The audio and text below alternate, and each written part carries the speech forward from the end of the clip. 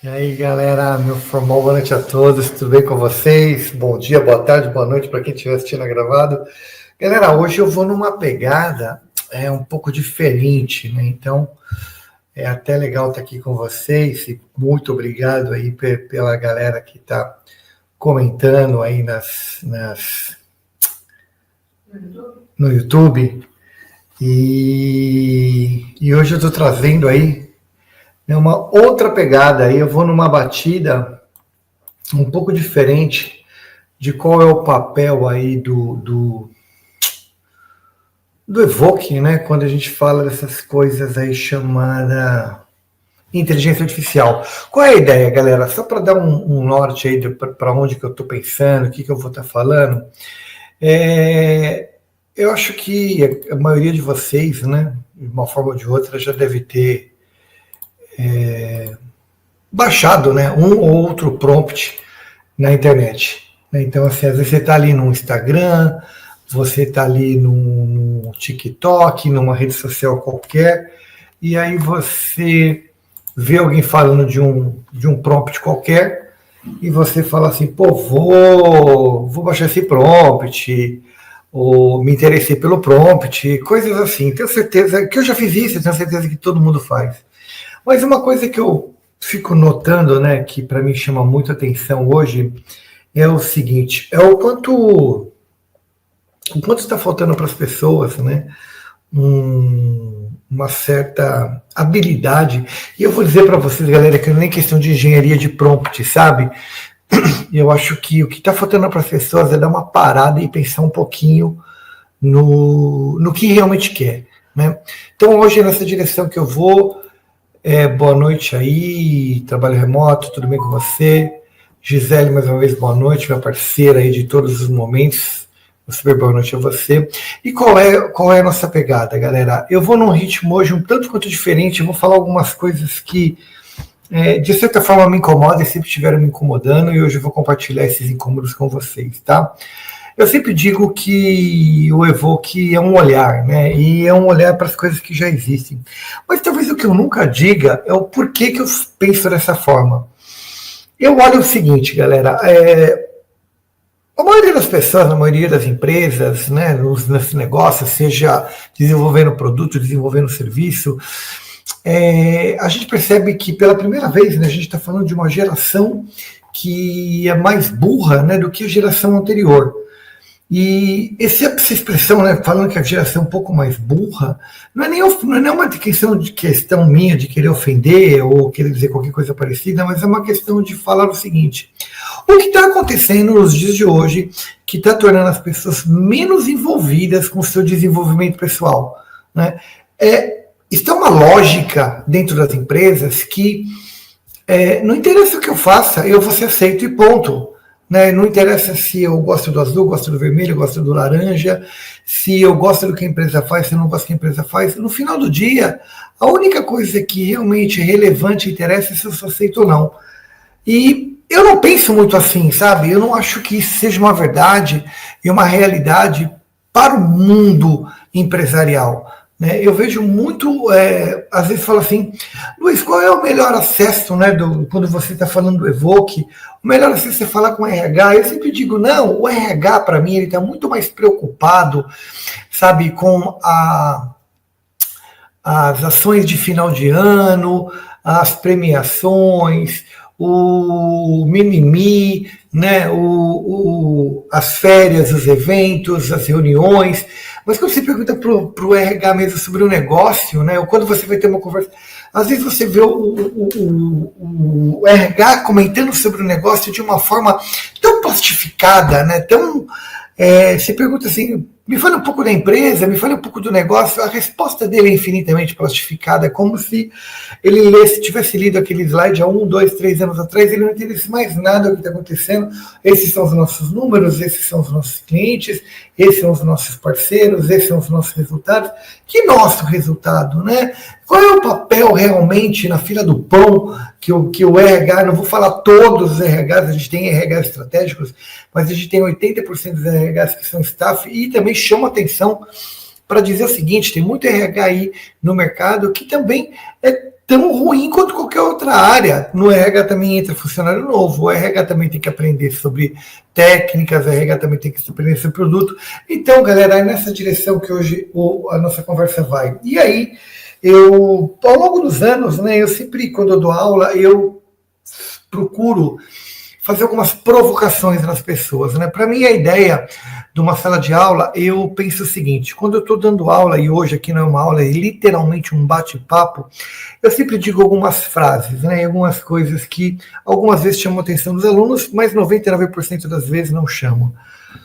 Eu digo o seguinte, é que eu não sou responsável pelo seu aprendizado. Eu sempre afirmo isso em sala de aula. Eu não sou responsável pelo seu aprendizado. Eu estou aqui para te ensinar. Porém, aprender é sua obrigação, é seu papel. É você que vai escolher aprender ou não.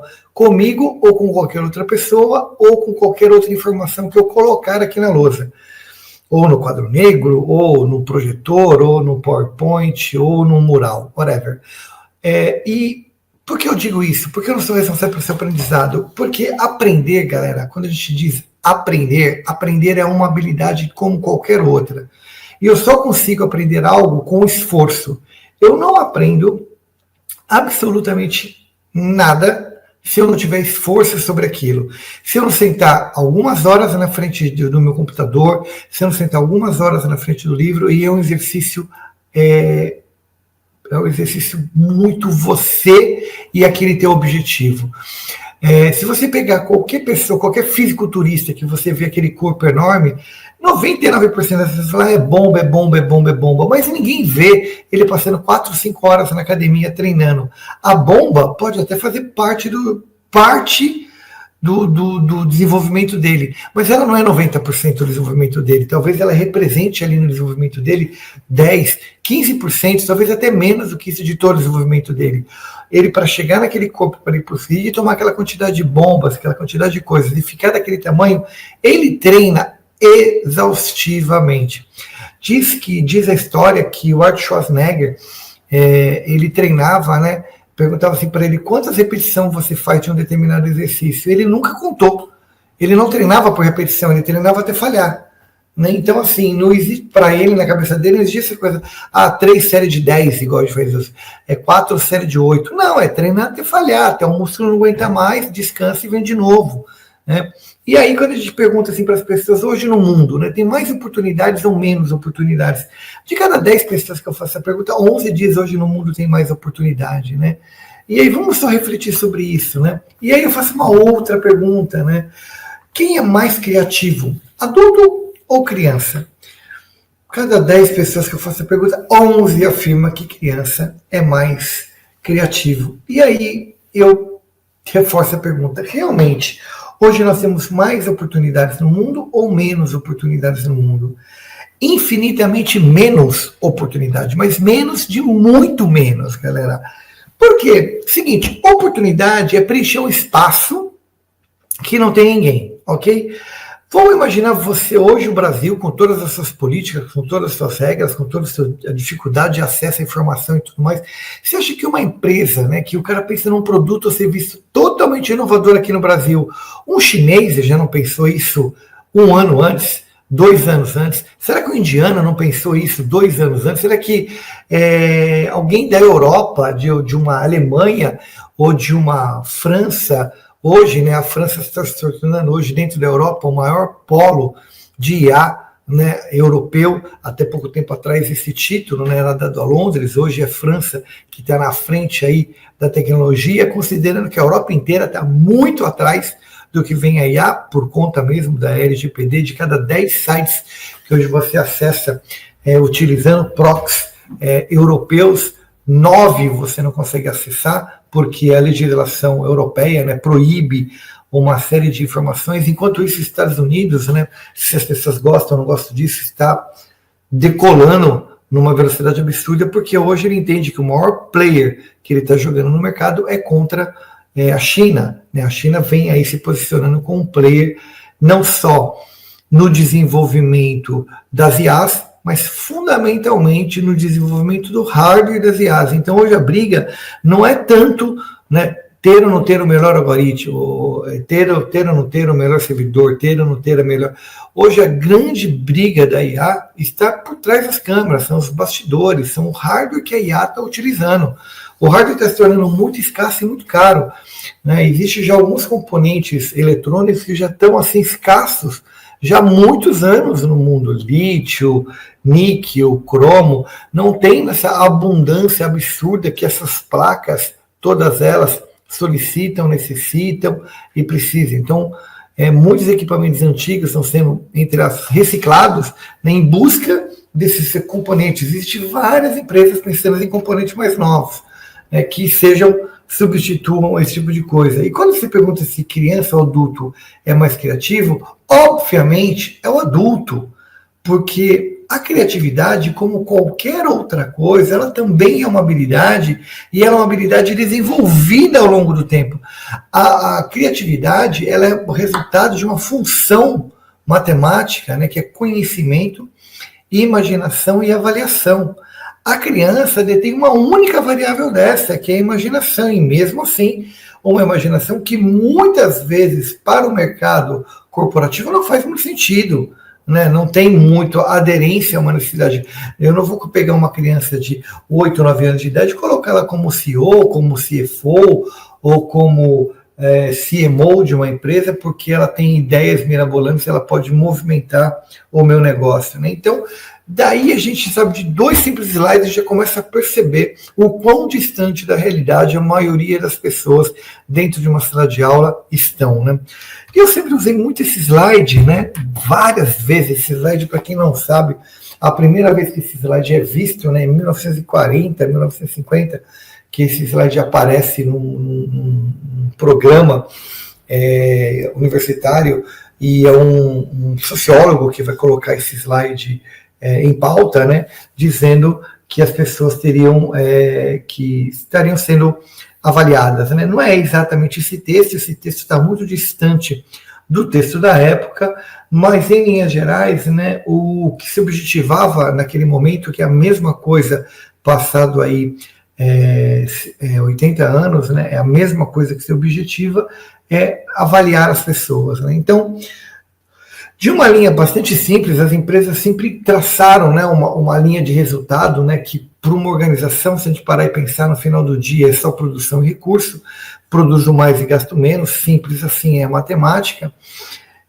Então, aqui o desafio estava que, segundo o resultado, né, então se o meu objetivo como negócio é crescer, é ter mais vendas, é ter menos custos, eu posso citar que meu objetivo é comum a todos. Então, essa imagem, as pessoas nunca param e refletem, entendem exatamente o que está por trás dela, né, porque diz ali para, né, um macaco, um passarinho, um pinguim, um peixe no aquário, vocês farão o mesmo teste de subir naquela árvore.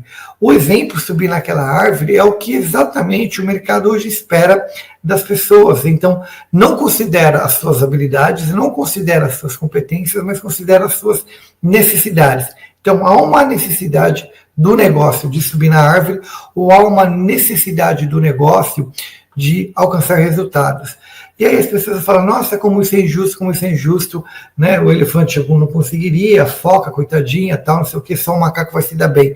Mas a grande sacada que a gente está olhando para a árvore. Né? A árvore é o objetivo, então o problema não é a árvore. A árvore é o nosso objetivo, o problema é a equipe que a gente tem. A gente não tem uma equipe que atenda essa necessidade. A minha equipe que eu construí ao longo dos anos, que eu fui treinando e capacitando, ela não atende mais a minha necessidade. Essa é a grande sacada de uma imagem como essa, é a provocação. Né, que o resultado é o que eu espero. Eu, como executivo, estou buscando esse resultado. E esse resultado faz sentido para o meu negócio. Mas eu não tenho pessoas que estão indo nessa direção. As pessoas, eu só tenho ali uma lógica que talvez quem vai conseguir subir o passarinho, o macaco e, quiçá, o cachorro. Então, se a gente pegar o macaco, é o meu alta performance, eu quero ter o melhor desempenho, vai conseguir subir. O passarinho, de uma forma muito rápida, tal, vai estar lá em cima direto, ou seja, ele não vai subir a árvore, ele vai simplesmente aparecer lá em cima da árvore. Então, será que é um recurso que quando eu precisar, ele vai seguir o caminho, ele vai seguir a regra? E o cachorro, talvez, de um esforço ou outro, talvez consiga subir, mas a foca, o passarinho e tal, não vão conseguir subir. Por quê? Porque eu não tenho uma equipe que vai atender a minha necessidade do meu negócio, né? Não está preparada para o meu negócio, para o meu produto, para o meu serviço. Então, é esse o ponto. Quando eu lancei esse slide pela primeira vez, eu tinha certeza que as pessoas iriam olhar para isso com essa objetividade, ou pelo menos teria os dois públicos, né? Teria um público que olharia para as pessoas e teria um público que olharia para o resultado. Não, mas absurdamente todas as pessoas vão olhar e falar assim, nossa, isso é um teste totalmente injusto. Mas injusto com quem? É com as pessoas ou é injusto com o negócio? Então, se a gente não subir na árvore, se a gente não vender mais, se a gente não tiver mais clientes, vai acabar. Então não vai ter comida mais para o elefantinho, não vai ter mais comida para o peixinho, né? E para o elefante, para o peixinho, se amanhã ou depois, né, não tiver mais árvore, não tiver mais comida, ele vai buscar essa comida em outra árvore, em outro lugar. Né? Então, é esse o meu desconforto. Né? Quando lá atrás eu criei o Evoque, eu criei exatamente porque eu olhava para esse desconforto. Eu olhava para o desconforto não das pessoas, eu olhava para o desconforto dos empresários, eu olhava para o desconforto das pessoas que queriam fazer algo diferente. Né? Existe um grupo de pessoas bem pequeno que quer fazer algo diferente, né? Que busca diariamente fazer algo diferente. Né? Eu vejo inúmeras questões, né, quando se fala o nome Elon Musk, inúmeras questões contra ele, mas ele é um dos caras contra o Doom da internet. Né? Ele é um dos caras que levanta lá junto com o Sam Altman, ele é um dos caras que acha que tem que ter uma regulamentação, tem que ter uma direção, tem que ter uma estrutura, tem que ter uma série de regras. Eu lembro que em 2018, 2016, ali em 16 e 18, teve um fórum que ocorreu nos Estados Unidos e estavam se falando de drones, né? Qual era o limite dos drones. Tanto é que o Brasil, né, um dos países mais atrasados na tecnologia de drone, que o Brasil tem ali uma ANAC, se eu não me engano, que proíbe, né, quase tudo que se fala de drone no Brasil. Então, quanto nos Estados Unidos você tem lá os drones, né, sem tripulação, carros e não sei o que, aqui no Brasil você mal consegue ter uma empresa. Você tem drone como brinquedo, né? Mas drone na operação, entregando uma pizza, entregando um lanche, transportando um produto, transportando alguma coisa, a gente não tem, porque a legislação brasileira proíbe, né, o uso do drone. Eu, de certa forma, questiono, não questiono, eu acho que é 2 pesos e 2 medidas, tem uma série de regras aí, não vou entrar nesse lugar, não vou falar com propriedade nenhuma nesse lugar, mas eu vou fazer um comentário que era o seguinte, que nesse evento que ocorreu, foi aberto o seguinte questionamento, né, que qual era, né, a prerrogativa do drone em relação a um drone subir, né, chegar num prédio, ou chegar num evento, ou chegar num lugar muito amplo, ou num parque, ou numa feira, ou qualquer lugar que for, localizar algumas pessoas e tirar fotos, né? Então, ficar ali tirando foto daquelas pessoas. E qual é a diferença para o drone se você colocar um revólver na mão dele, se você colocar uma máquina fotográfica? Para ele simplesmente vai olhar, focar alguma coisa e apertar um botão, e apertando esse botão algo vai acontecer. Então, o questionamento que se colocou era qual é a segurança de você colocar uma máquina fotográfica ou colocar um revólver na ponta de um drone, né? E hoje se coloca a mesma questão com relação aos carros que dirigem sem motoristas, né? Se o carro estiver numa situação em que ele tem que escolher entre matar uma pessoa ou matar uma criança ou matar um adulto, quem que ele vai escolher? Mas essa questão nunca se põe para um adulto, né? Essa questão nunca se põe para um motorista da Uber, né? Nunca se põe para um motorista de táxi, nunca se põe para mim, né, como motorista de carro, num teste, num psicotécnico, ninguém me pergunta, né? Se eu estiver dirigindo o carro e em um dado momento eu fizer uma curva, perder o controle do meu carro, e estiver de um lado direito uma criança, uma mãe com um bebê, e do outro lado tiver uma senhora, quem que eu vou escolher matar? Então, assim, é um questionamento que às vezes se põe, né, que nem o humano responde, não faz nem sentido para o humano, mas se põe para a máquina, né? Então, aí, né, eu estou colocando essa questão mais nova que eu estou colocando nos meus treinamentos de IA, eu trago essa questão de uma provocação, né, que eu peguei essa imagem, né, de um curso que eu fiz ali com o Cruel, e ele trouxe essa imagem e tal, não sei o que, ele trouxe uma outra pergunta, e aí, pô, olhando no slide, a primeira coisa que me veio foi exatamente essa, né? Quais apps e ferramentas mais chamaram sua atenção recentemente, né? E já apareceu aqui, lembrei. Galera, se inscreve no canal, ativa o sininho, compartilha com as pessoas, chama os amigos, manda agora mensagem para Deus e todo mundo, fala que eu estou online, me ajuda aí a crescer o canal. Hoje, pouco mais de 240 pessoas hoje no canal do YouTube. Meu canal é bastante antigo, mas eu nunca tive... 200 e quanto? 270, que eu estou olhando aqui num papel, galera, está 235 no papel que eu escrevi, já estamos 272, ou seja, estamos crescendo. E a culpa é sua, continue acreditando no canal, tem muita coisa legal vindo por aí. Então não se inscreva, compartilha, chama os amigos, fala desse vídeo, vai lá. Eu não coloco direito autoral, coloco Creative Commons, então você pode editar minhas imagens, fazer o que você quiser, beleza? Legal. Eu não sei se vocês, claro, né, todo mundo acompanhou recentemente, né, teve o Ghibli, né, uma imagem aí que é um pastel, né, uma imagem de pastel de desenho. A parte mais legal dessa imagem foi que isso acabou praticamente derrubando os servidores da OpenAI, causou talvez um furor ali com as pessoas, né, com a empresa detentora pela exclusividade da imagem.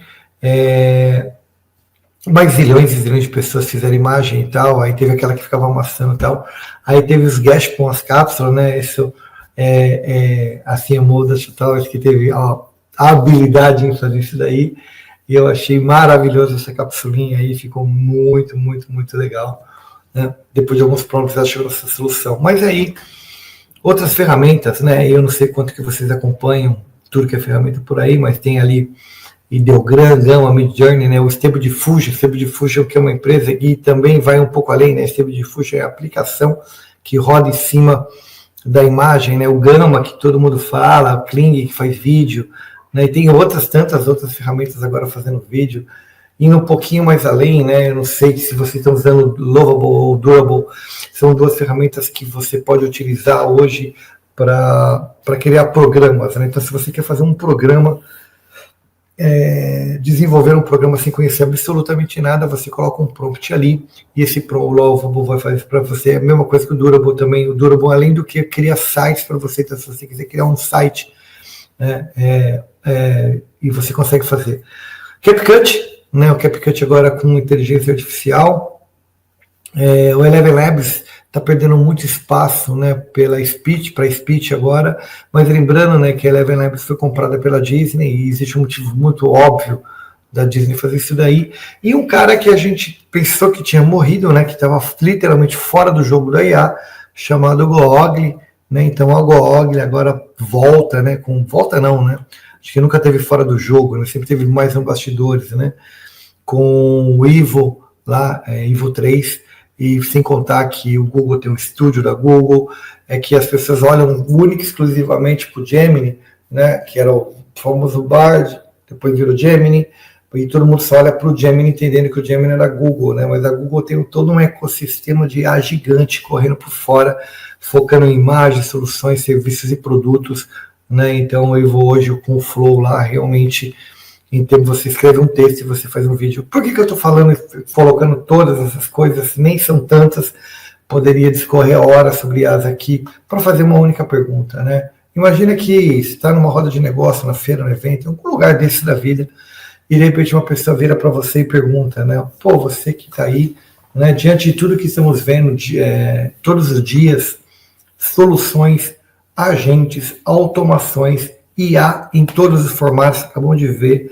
O que você está fazendo de fato para transformar isso em negócio dentro da sua empresa?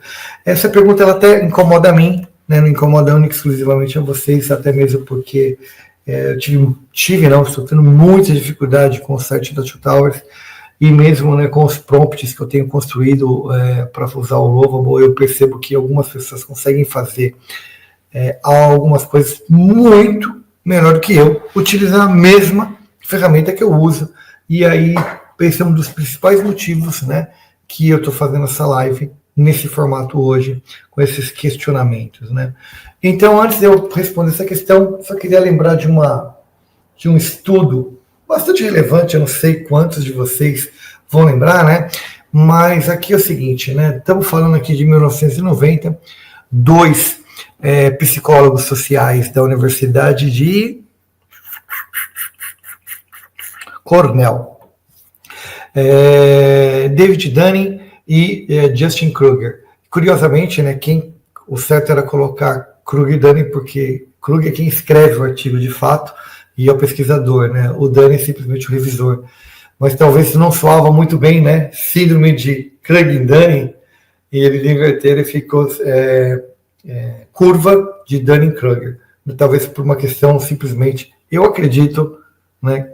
Porque quando eu li o artigo, estava muito claro que o Kruger que era a mente pensante e o Dunning era o revisor daquilo ali tudo. Mas, curiosidades à parte, simplesmente esse é meu chutômetro aqui. Essa curva, chamada de síndrome de impostor, ela quer dizer o seguinte, que no eixo X aqui você tem o aprendizado e no eixo Y ali você tem a confiança, né? Então, quanto embaixo, baixa confiança, alta confiança. Ali colado no X, pouco aprendizado, do lado da setinha, muito aprendizado. O que ele quer dizer é que com o mínimo aprendizado, com o mínimo conhecimento, com a mínima informação que você tem, a sua confiança é muito alta. Por isso que faz esse pico logo de cara. Então, você tendo um aprendizado, um conhecimento mínimo, pífio sobre determinada coisa, a sua confiança, né, vira exponencial. Segundo o estudo deles, eles vão dizer que incompetentes, né, não percebem a própria ignorância, isso está escrito no artigo deles, e que ignorância gera confiança excessiva. E, por fim, a melhora do conhecimento reduz a confiança inicial. Então, quanto você vai melhorando, né, o seu conhecimento, isso vai reduzindo. Por isso que essa curva vai fazendo esse pico e depois ela estica aqui. Óbvio, né? Eu tenho todo o meu jeito aí de questionar a curva deles, questionar não, simplesmente eu apoio, né? Pessoas incompetentes superestimam suas próprias habilidades. Então, se a gente lembrar, há pouquíssimo tempo atrás, a gente teve uma síndrome, né? Teve ali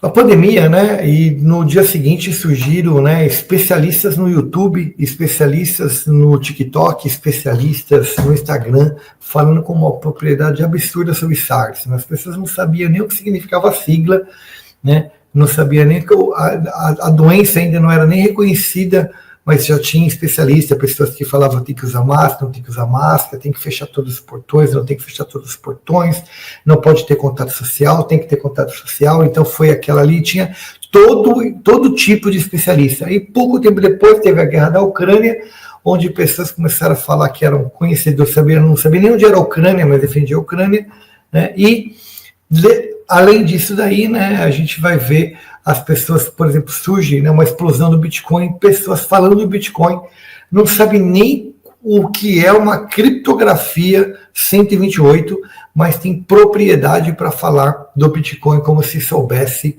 o que está falando. Então, essa é a principal característica da síndrome do impostor, né? Bom dia, meu caro Joe, mais do que bem-vindo, meu querido. Então, dando sequência aqui, eu dou um toque especial para mim, né? Então, assim, no primeiro momento, né, da síndrome do impostor, quando você se sente, né, I am that guy, né? Eu sou o cara, né? Aquele momento que você entende tudo, você viu um post, né, da Ucrânia, meia hora depois você é um especialista em Ucrânia. Porém, né, o que o estudo deles vai apontar? Se você ficar mais um tempinho, vai vir esse momento, ops, eu acho que eu falei besteira, não é bem assim. E vem um momento depois, vixe. Esse momento, vixe, eu tive no meu doutorado, ali no meu segundo ou terceiro ano do doutorado, que eu tinha certeza que eu era uma mosca e não entendia absolutamente nada de performance. Eu já tinha lido nessa época algo como 200, 300 artigos ou mais do que isso, e foi o momento que eu descobri que eu não sabia nada de performance, porque cada pessoa falava de um jeito, e explicava de um jeito e contava de um jeito. Eu falei, credo, eu nunca vou entender esse assunto. Lendo 500, 600 artigos, você começa a ter um entendimento um pouco melhor, lembrando que, né, na época de que eu terminei meu doutorado ainda a IA não era tão forte como é hoje, então não tinha tanto acesso a IA.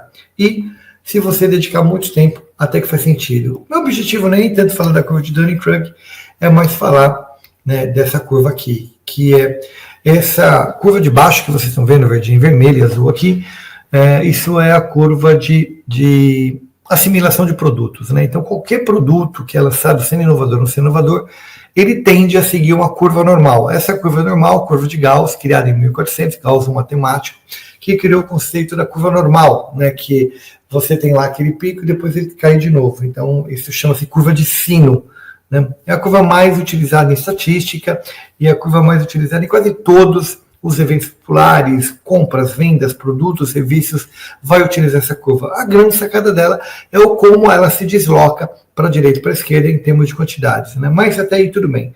Quando você lança um produto, seja ele qual for, você tem uma média de 5% que são chamados dos inovadores, aqueles caras que o produto foi lançado, eles vão comprar.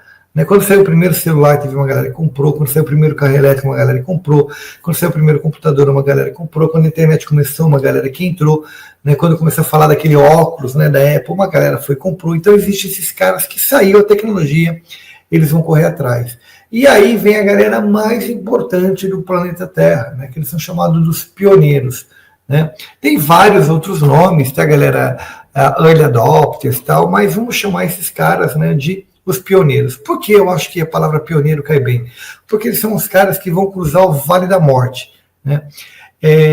Se você, como um produto que você está lançando, você conseguir cruzar o Vale da Morte, que é esse momento de tração que você está lançando o seu produto, você tem um produto novo, você tem um serviço novo, você conseguir ter tração, ou seja, mais que 13% das pessoas, né, ou somando que você já tem mais de 20% das pessoas começarem a comprar o seu produto, você tiver ali naqueles primeiros meses essa tração, essa força de sair de 5% para 20%, que só para quem trabalha em vendas, que vai entender que você sair de 5, né, de um produto que você acaba de lançar, ele vender 5, ele vender 20, é simplesmente como vender 2 e vender 2 milhões, é exponencial a visão do quem está do lado de dentro do negócio, que significa que você passou isso daí. E tanto é que vocês sabem que startup de cada 10, 9 fecha no terceiro ano, 7 fecha no primeiro ano, então tem todos aqueles números malucos aí, dizendo que as startups não conseguem, porque esse Vale da Morte realmente é o que draga quase todo mundo.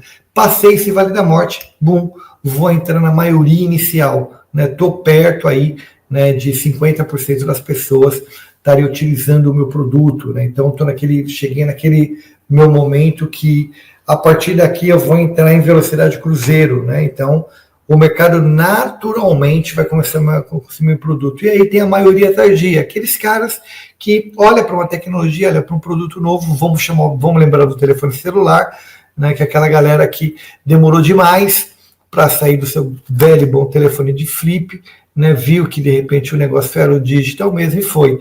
E por último, e não menos importante, vão ter os céticos, né, aquela galera que ela só vai entrar porque não tem mais como comprar o telefone dele, né? Ele só vai trocar o telefone o telefone dele ou o chuveiro dele de resistência quando ele chegar na loja e o cara falar não existe mais chuveiro, não existe mais resistência para o chuveiro. Você vai ter que comprar um chuveiro aqui elétrico com caldeira, porque não existe mais resistência. Aí, nesse momento, esse cara vai trocar. Tá? Então, vocês estão percebendo que se você somar todos os números, vai dar 99%, e esse 1% ele se desloca de um lado para o outro, aí, então por isso que a gente deixa em 99%. Tá? Mas a grande sacada, o grande boom, é essa conversão, né? Esse convergir que existe entre a síndrome do impostor e a curva de adoção. Por que essa sacada é importante? Porque a gente teve o gatilho tecnológico, OpenAI surgiu, 1 milhão de pessoas em apenas 5 dias e tal. Beleza, gerou aquele buzz, aquela puta expectativa, vem Bard junto, vem Copilot na carona, aparece Claude, vem Perplexity vindo por fora, todo mundo falou, cara, o que está acontecendo? Só que o que aconteceu é o Vale da Desilusão. Hoje, a maioria dos empresários, não apenas brasileiros, mas empresários no mundo, eles estão vendo a tecnologia, eles estão vendo tudo isso acontecendo, mas a pergunta é, e aí, como é que eu tiro vantagem disso? Como é que eu ganho dinheiro com isso no final do dia? Pô, muito legal, você falar que tem o Bard, muito legal você escrever um prompt que faz um bonequinho, muito bacana, né? Eu saber que dá para fazer uma dancinha, que faz um vídeo de uma mulher escrevendo um livro, comendo um pão e tal. Pô, adorei, né? Que um cachorrinho com uma placa no pescoço que não pisa na grama. Eu vejo tudo isso todo dia, mas a minha pergunta é, tá, cara, o meu negócio é fritar pão. O meu negócio é vender ovo, né? O meu negócio é produzir camisa, né? Como é que eu encaixo isso no meu negócio? Como é que eu trago essa coisa que você está chamando de ChatGPT, Gemini, o caramba, como é que eu coloco isso no meu negócio? Né? Como é que eu trago isso para cá? É aí, né, que vem a curva de adoção. Hoje a gente já tem algumas pessoas, né, entrando nessa curva de adoção, que está entendendo as possibilidades e está entrando, claro, pegando carona na produtividade. Por isso que a gente vê aí inúmeras pessoas no Instagram, inúmeras pessoas no TikTok falando, eu vendo automações e tal. Se você pegar qualquer uma dessas automações e colocar no seu negócio, você vai ver que o Zendesk é uma excelente automação, Zaia é uma excelente automação para celular, né? Você vai lá, compra a ficha do cara, ele faz toda a configuração. Tá, mas aí eu pergunto, legal, eu tô lá com o meu WhatsApp, né? Dentro de um bot, lá todo monitorado e tal. Cara, eu recebo, sei lá, 20 chamadas, né? 10 chamadas num dia, e dessas 10, pô, eu consigo dar conta. Por que eu iria gastar esse dinheiro com isso, né? Qual é essa grande máquina de vendas? Lembrando vocês que hoje, né, no Brasil, são resultados essa semana, hoje é quarta, não sei se foi a semana ou final de semana passada, dizendo que quase que 25% de todo o e-commerce brasileiro passa pelo WhatsApp. Né? Parece um número pequeno quando você pensa de 25%, mas quando você vê o volume financeiro, o quanto que o WhatsApp hoje gera, né, no impacto e um controle de uma rede social, traria um impacto para muitos empresários aí, uma ordem muito grande, principalmente o e-commerce. O e-commerce sofreria assustadoramente com qualquer problema relacionado ao WhatsApp. Por que eu trouxe essa informação? Porque anteriormente eu explicava esses slides antes de mostrar a síndrome do impostor. Eu mostrava esses slides aqui mostrando duas coisas, né? Que hoje quase que 100% das empresas estão aqui nesse momento ad hoc, né? Que o que significa esse ad hoc, né? Explorando o potencial da IA generativa, fazendo esses promptinhos aí, baixa automação, quase nada de automação acontecendo aí, e muita dependência humana. E você tem um percentual pequeno, 3%, 5% dos principais negócios. Claro, galera, isso eu estou falando de Brasil. Quando você vai para os Estados Unidos, o número muda um pouco, mas muda um pouco de forma muito regionalizada também. Se você pegar o centro dos Estados Unidos, é uma realidade. Se você pegar as pontas dos Estados Unidos, é outra realidade. Nova York é um planeta, né, e a Califórnia é um planeta. Né? Então, são planetas distintos. Os Estados Unidos são planetas diferentes ali dentro coexistindo. Não é como a Europa, que tudo é lento, devagar, parado, freado, quase parando, né? Então, assim, que tem uma característica de um outro modelo social, um outro modelo mental de entender tecnologia, entender novidade, entender o que está acontecendo. Não é uma crítica de forma nenhuma, é só uma visão que eu tenho aí nesse período que eu estou aqui. E, por fim, onde todo mundo quer jogar, né? Onde todo mundo acredita que a IA já está. Não está, né? De certa forma, está aqui para um grupo infinitamente seleto de pessoas que tem muita bala para queimar, e aí a bala que esse cara tem para queimar não é nem tanto dinheiro, tá? Porque todas as empresas que estão aqui nessa autonomia operacional, não estamos falando nem tanto de dinheiro, a gente está falando muito de ter recurso, acesso, né? Pessoas, conhecimento. Não é só, com dinheiro eu tenho tudo isso, eu tenho cá as minhas dúvidas. Hoje, se eu te der 25 mil reais na mão e falar, me contrata um full stack ganha entre 20 a 25 mil reais por mês, eu te dou 25 pau na mão e falo, me contrata um full stack, você vai buscar esse cara onde? E se você fizer uma entrevista e ele disser que não full stack, como é que você sabe? Se ele falar que ele vai entregar, como é que você sabe que realmente ele vai entregar? Porque você não está nesse meio, não é ter o dinheiro, né? Você tem que saber quem, com quem, quando, como e onde, tá?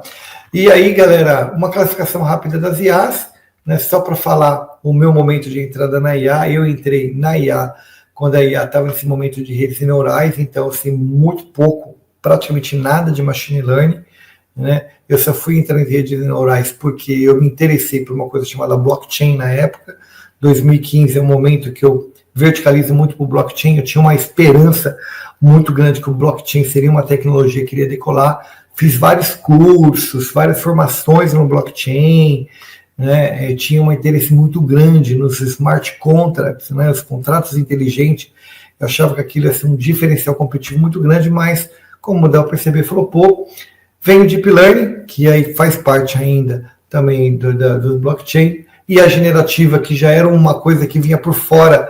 Eu só fui saber desse treco ali no final de 2017, não, acho que 2019, acho que eu fui saber que existia uma coisa chamada IA generativa, né, 2018, 2019, muito provavelmente bem ali na cabeça da pandemia, por conta de estar envolvido com startup, comecei a descobrir essas coisas, e a primeira vez que eu vi a generativa fazendo alguma coisa foi ele escrever o prefácio de um livro, né, chamado Organizações Infinitas, que era o ChatGPT 3.5, né, não era nem o 3.5, era o 3.0 na época, era um 3.5 indoor, né, que fez isso. E aí a gente tem essas coisas chamadas LLMs, né. Só um detalhe aqui, para a galera que estiver no Brasil, né, e você tiver conta na Vivo, só estou trazendo isso muito mais para fazer essa propaganda aí do Perplexity, né, e se você tiver uma conta na Vivo, você tem um ano de Perplexity gratuito, Perplexity Pro, tá? Lembrando que a semana passada, o Perplexity veio com uma, assim, tipo... mudando a regra do jogo também, né, trazendo o Perplexity Pro, e você tem ali dentro dele nativo um agente financeiro, né, então hoje você consegue fazer uma análise financeira profunda do seu negócio, simplesmente copiando e jogando planilhas ali dentro. Então você vai ter um analista financeiro caríssimo, sei lá, você pagaria hoje um analista financeiro quanto? Minimamente, hoje no Brasil você estaria pagando entre 7 a 10, 12 mil reais por mês para ter um analista financeiro. Né? No analista financeiro aqui que eu estou falando, galera, não é só um cara que vai chegar e vai fazer análise, não. É um cara que vai entender, estruturar e fazer todo o teu BI, né? Mostrar todos os seus pontos de atenção do seu BI ali, o que você precisa se preocupar. Não é simplesmente falar, olha, seu José, daqui a um ano você vai ter que pagar tanta conta. Não, qual é a estratégia que a gente tem para pagar a conta daqui a um ano, quanto que a gente vai ter, como que a gente antecipa, o que a gente... Isso tudo o Perplexity hoje está fazendo nativo, tá? Então você joga as tuas planilhas ali dentro e esse é o Perplexity Pro. Digo para vocês, tá, galera, sem medo de falar besteira, que isso você consegue fazer tanto com o Copilot, você consegue fazer com o Claude, e você consegue fazer até com a Maritaca, né? Maritaca é a IA brasileira, uma IA que não perde o jogo para ninguém, uma IA top das galáxias aí, né? Para quem tiver aí com ideia de trabalhar na área jurídica e tudo mais, a Maritaca é perfeita.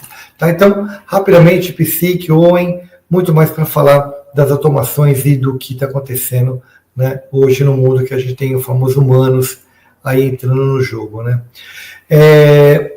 Galera, o que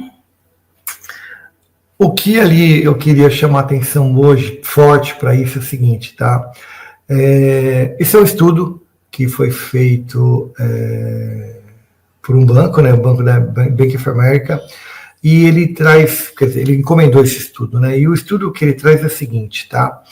Eles pegaram a SP500, né, aquela SP500, que é uma das análises financeiras e matemáticas mais importantes ali de solo americano, e fizeram a seguinte análise, né?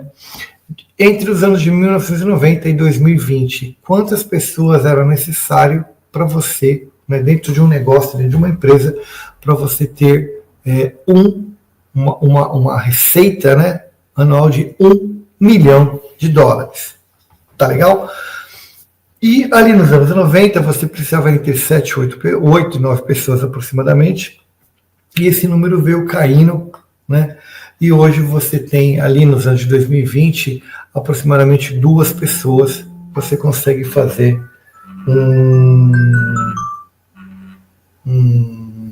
uma receita de de $1 milhão por ano. Tá legal? A OpenAI publicou, né, que por conta da inteligência artificial, muito provavelmente no ano de 2026, a gente vai ter o primeiro unicórnio de uma única pessoa, né? Vai ser a primeira vez que vai aparecer no mercado uma pessoa sozinha, né? Ela sendo um unicórnio, né? Ela sendo uma pessoa que ela produz uma receita maior que $1 bilhão, né? Para você ser unicórnio, você tem que ir para a Nasdaq lá e ter lá um aporte, né? Ter ali uma receita, né? Maior de um. A empresa tem um valuation, na verdade, de mais de $1 bilhão, né? E acredito assim, em 2026, por conta da AI, isso vai ser a primeira vez que a gente vai ver e vai questionar muito o conceito de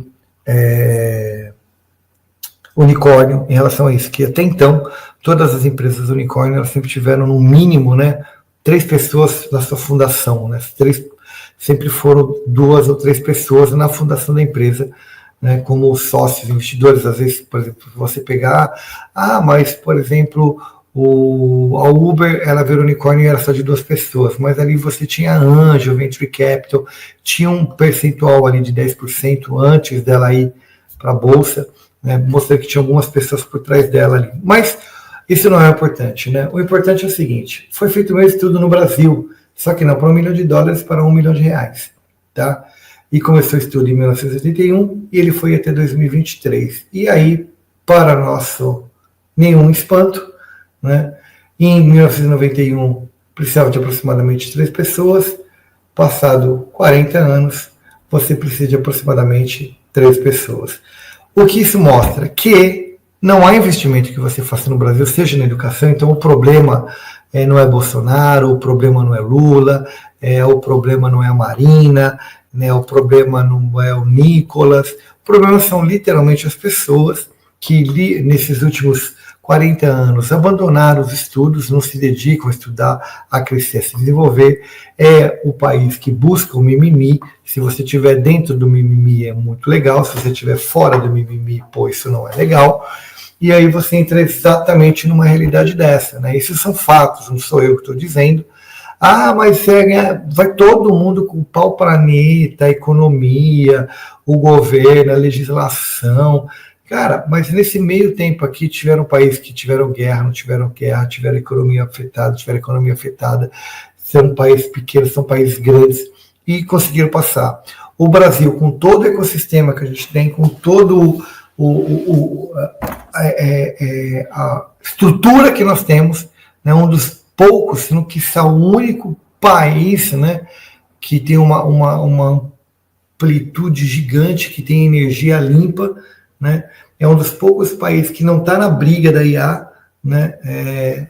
A gente sabe que a HP está tentando fazer coisa aqui, que a Microsoft está tentando fazer coisa aqui, mas todos eles estão ainda tentando, né? Nenhum deles ainda fez nenhum aporte financeiro e nenhum deles começou nenhum desenvolvimento, exceto os que já vinham fazendo, as ampliações que vinham fazendo. Mas aquela ideia de chegar aqui e criar um data center de 10 bilhões de reais, que foi dito, né, que a Microsoft iria fazer um data center desse, ainda ela não colocou um único shilling para fazer isso daí. Então, por que eu estou colocando esse contexto aqui, né? Pela preocupação, né, galera? Existe um conceito chamado...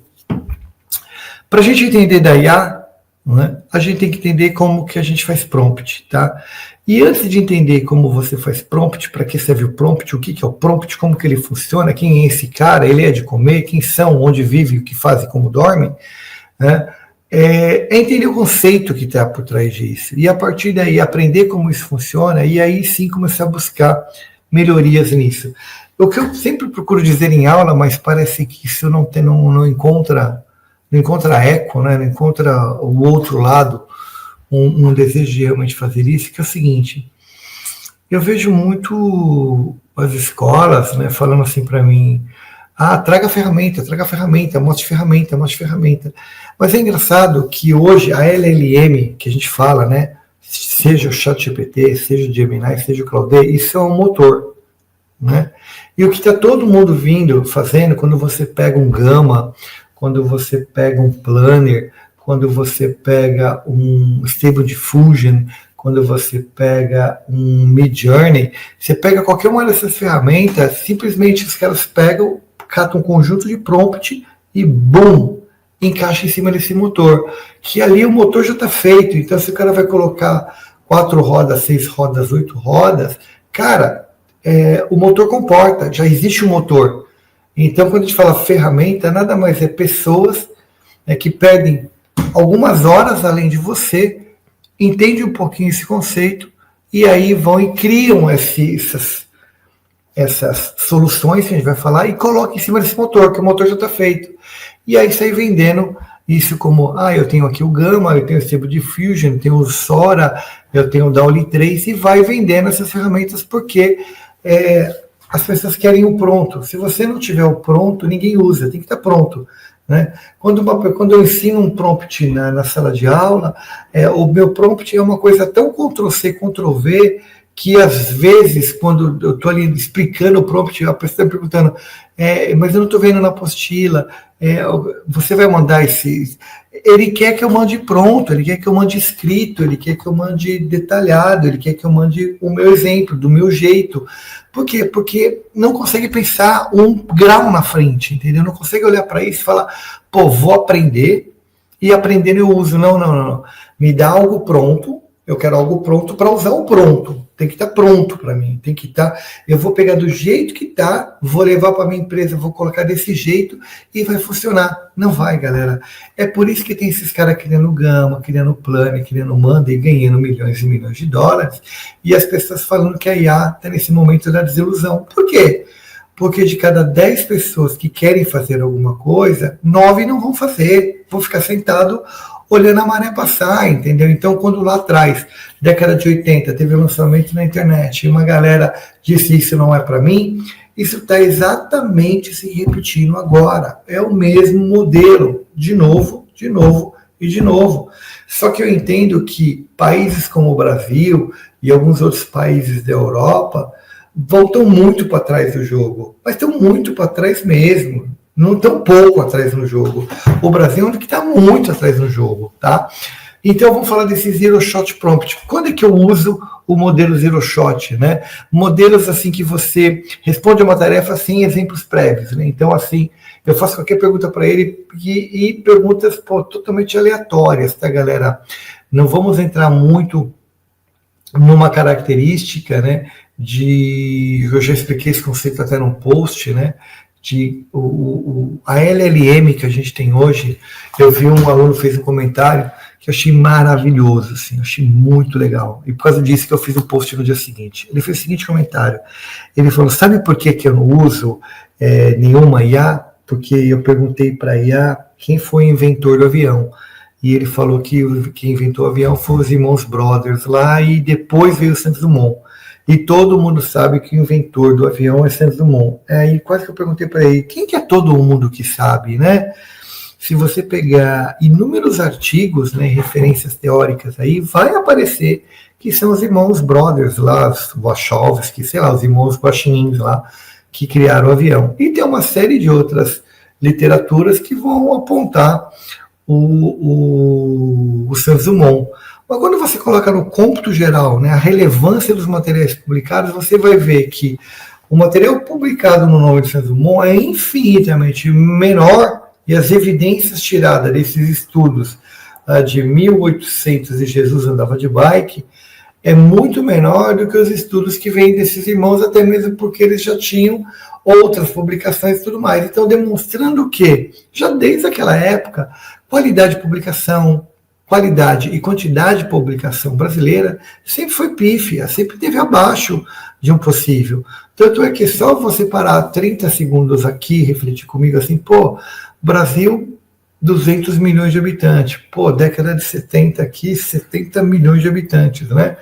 Em pouco mais de 50 anos aí, saímos de 70 milhões de habitantes para 200 milhões de habitantes. Que legal, 130 milhões de habitantes num período muito curto. Lindo, bonito, maravilhoso. Pergunta de $1 milhão. Quantos ganhadores de prêmio Nobel o Brasil tem essa dimensão estúpida? né? E você vê países como a África, tem 3, 4 ganhadores de prêmio Nobel. Então, assim, demonstra, né, o quanto a gente está distante do aprender.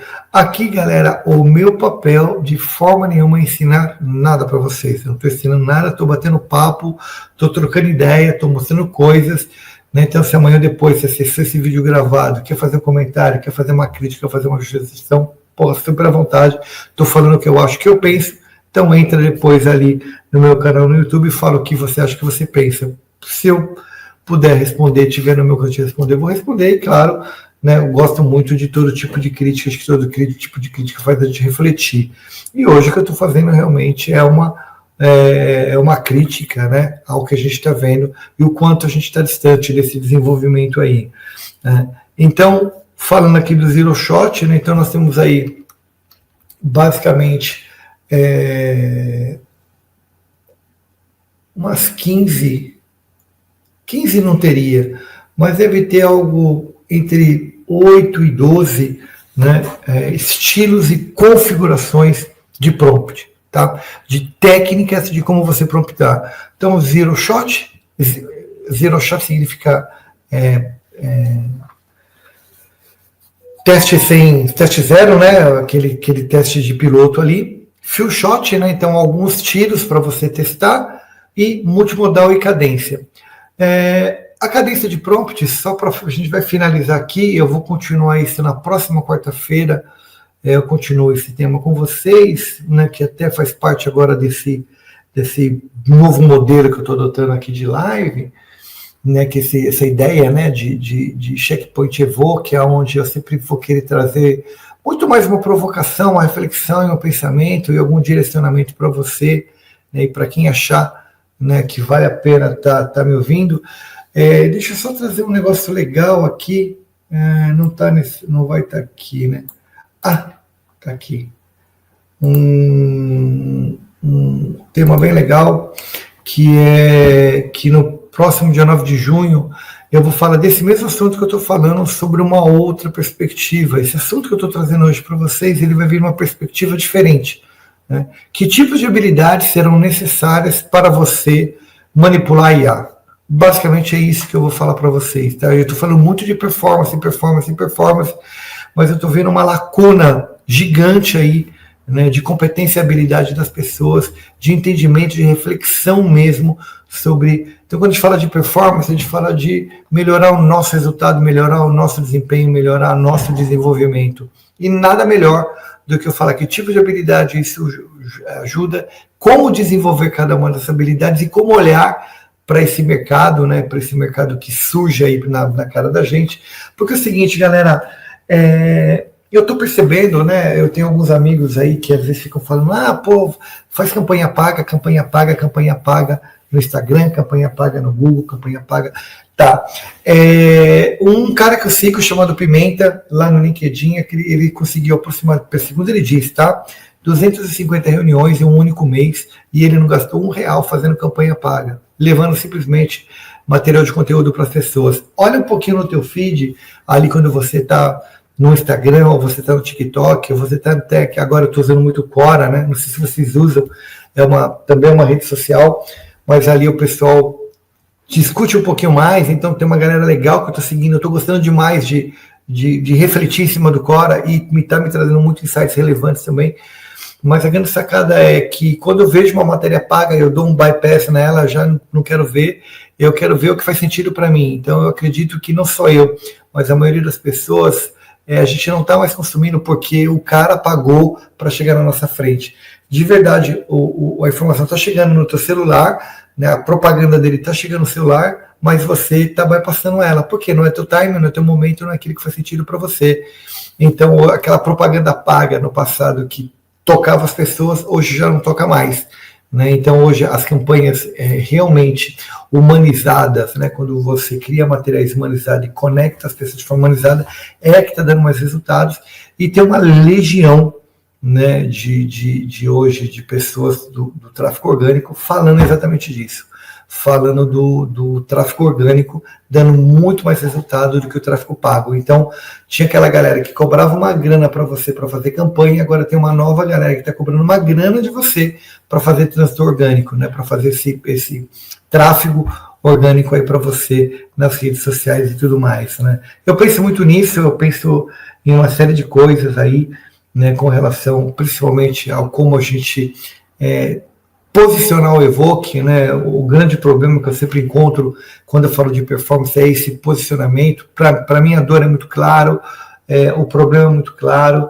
mas esse posicionamento do produto realmente, para mim, é um puta desafio. Né? Então, claro, se você estiver ouvindo e quiser me dar sugestões, fique super à vontade. Então, só para te dar esse norte aí, eu vou parar aqui hoje no Few Shot Zero Shot aqui. Vou retomar exatamente desse ponto aqui na nossa próxima quarta-feira. Se você não puder estar aqui com a gente e está assistindo gravado, super à vontade. E nesse meio tempo, faça esses comentários, sugestões, críticas e tudo mais. Galera, por aqui eu vou encerrar por hoje. Né? Terminamos essa nossa primeira hora de bate-papo. Queria mais uma vez agradecer aí a presença do Trabalho Remoto, parceiro nosso aí muito grande. Né? Pô, Gisele, não tenho nem o que dizer dessa mulher, não tem palavras para dizer o que ela significa na minha vida hoje. Johnny, parceiracíssimo, né? Tomei até um vinho pensando em você esses dias, Joes, né? Então, e sei que vou estar te vendo no final do ano, então tamo junto. E galera, céu por aqui, beijo no coração, boa semana para todo mundo e nos vemos na nossa próxima quarta-feira. Mudança de horário, a partir de agora será às 19 horas, todas as quartas-feiras. Beleza? Quarta, 19, espero você lá. Beijo no coração, sucesso a todos. Nos vemos. Fui!